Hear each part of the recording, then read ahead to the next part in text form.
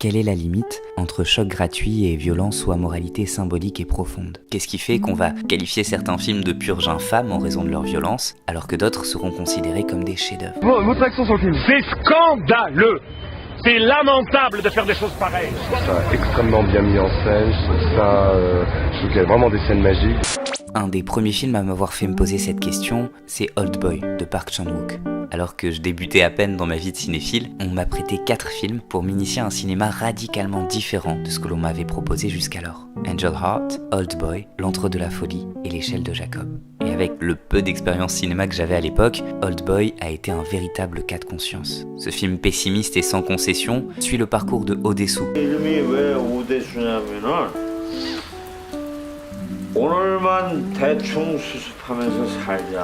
Un homme séquestré pendant 15 ans dans une chambre qui est libéré du jour au lendemain. À l'extérieur, il est contacté par l'homme l'ayant emprisonné et ce dernier lui lance le défi de découvrir pourquoi il l'a enfermé. Après le visionnage, j'hésitais entre être fasciné par la leçon de cinéma à laquelle je venais d'assister, parce que même sans instruction ou savoir théorique préalable, il est instinctivement évident que le film déroule une maîtrise de la mise en scène à couper le souffle, et être répugné par les tabous et les codes de bienséance qui venaient de voler en éclats devant mes yeux. Et puis, les années passant, les expériences traumatisantes sur petit et grand écran s'enchaînant, la valeur du choc s'est estompée pour ne laisser place qu'à l'art. Pour moi, il ne fait plus aucun doute que Old Boy, couronné Grand Prix du jury à Cannes en 2004, jury présidé par Tarantino, qui admettra d'ailleurs qu'Old Boy est passé à 2 voix seulement de la Palme d'Or, est une œuvre d'art qui ne verse jamais dans la gratuité, mais sublime au contraire la violence de son propos à renfort de symboles fascinants. Alors, une petite analyse de certains de ces symboles s'impose. Je m'appelle Clem, bienvenue dans le 2e épisode de Cinescope.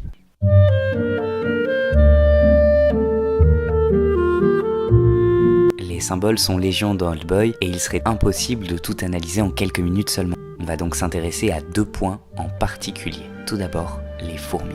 Les fourmis, on les voit d'abord dans les hallucinations de Oh Dae-soo lorsqu'il est en prison et on pourrait penser qu'il ne s'agit que d'une illustration visuelle de son confinement, du fait qu'il est drogué par ses ravisseurs ou je ne sais quelle autre théorie parmi les dizaines que l'on trouve à ce sujet sur les forums spécialisés.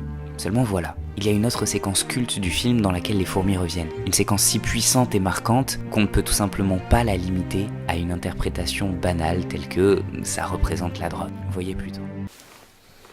그쵸. 구독하면 무조건 개미죠. 내가 만나본 진짜 이런 사람들은 다 잠깐이라도 개미 한각 겪었어. 곰곰이 생각해보니까 개미들은 항상 때로 댕기잖아요. 그래서 진짜 이런 사람들은 개미 생각 자꾸 하게 되나 봐. 물론 난 한 번도 느껴본 적 없지만. Mido adopte ici une approche quelque part entre la psychanalyse et la psychologie sociale. Elle associe les fourmis à une création de la psyché d'Oh Dae-soo, un désir de se raccrocher à la vie en société, de pallier à son isolement tant physique que psychologique. Aliéné durant des années du reste de la population, il n'a eu pour seul repère sociologique que la télévision, un filtre déformé de la réalité, que ce soit esthétisé, exagéré ou enlaidi. Même les informations, censées relayer la vie réelle, sont décrédibilisées comme source de partage social à partir du moment où Oh Dae-soo y est accusé d'avoir tué sa femme. Le miroir social déformant auquel le personnage assiste ne peut finir invariablement que par l'aliéner. Il préférerait donc se réfugier vers des délires hallucinatoires symboliques, se créant en quelque sorte un autre média, un nouveau lien, lui semblant plus concret, presque charnel avec la nature, un retour aux sources de la vie.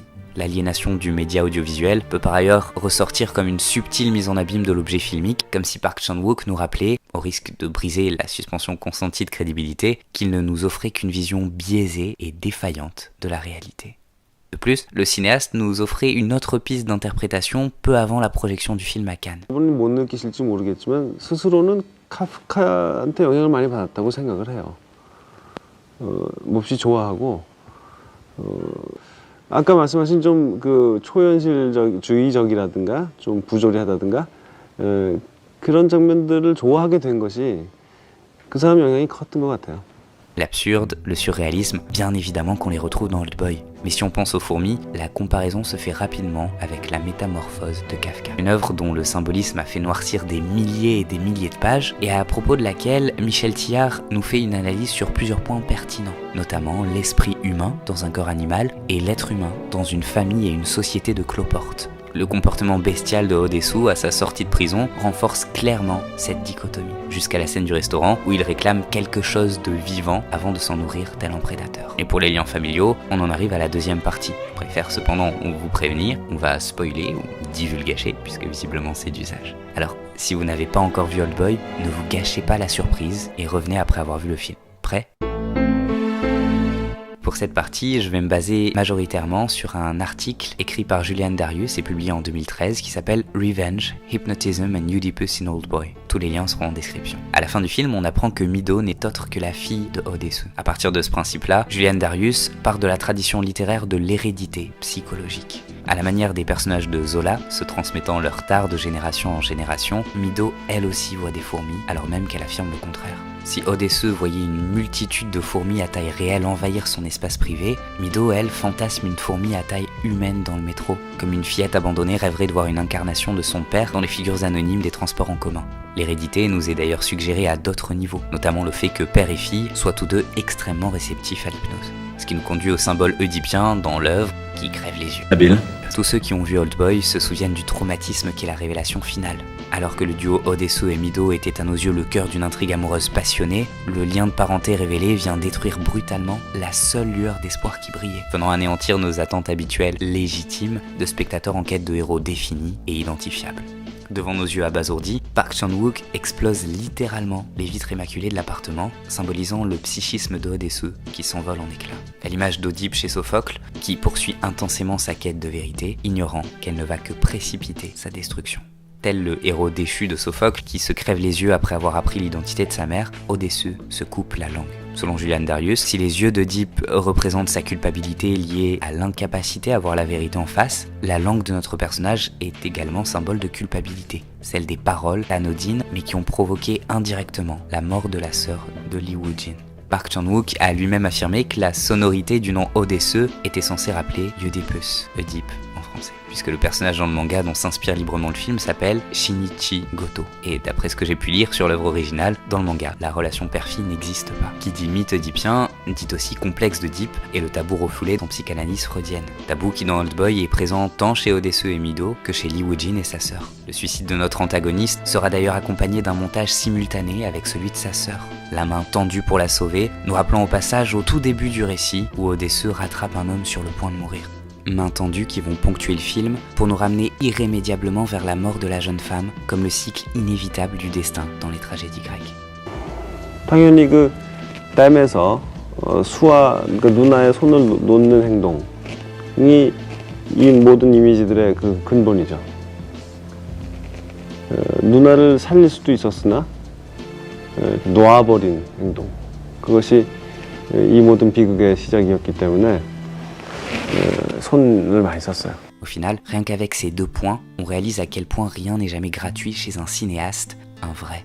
Le cinéma, ça n'est pas poser une caméra au hasard pour filmer de manière lisible un récit unidimensionnel. D'autant plus lorsque l'on parle de la mise en scène d'un cinéaste visionnaire et esthétique comme Park Chan-wook. Si Oldboy apparaît souvent dans le classement des meilleurs films du XXIe siècle, c'est parce que la maestria de son réalisateur parvient, comme l'écrivait Jean-Claude Loiseau dans sa critique pour Télérama, à distiller les indices d'une crise existentielle subtile et profonde derrière un spectacle qui aurait pu n'être que violence vide et gratuite.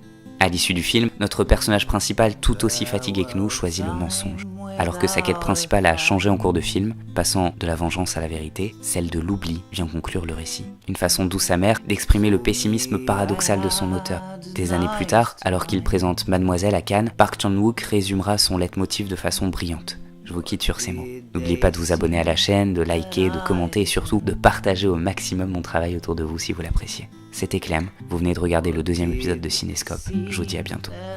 제 영화 중에 사람들이 잘 모르는 작품이 하나 있는데 사이보그지만 괜찮아 라는 작품이에요. 거기에 주인공이 하는 대사가 있는데 그게 평소에 제 생각을 좀 잘 표현한 말 같아서 말씀드리자면 희망을 버려 그리고 힘내. 그러니까 말씀드리자면 너무 쓸데없는 뭐든지 잘 될 거다라고 하는 근거 없는 그런 낙관 같은 섣부른 낙관은 버리고 그렇지만 어쨌든 죽지 않고 살아야 하니까 told me to follow the rules. Why did they obey while I refused? What did they obey while I refused?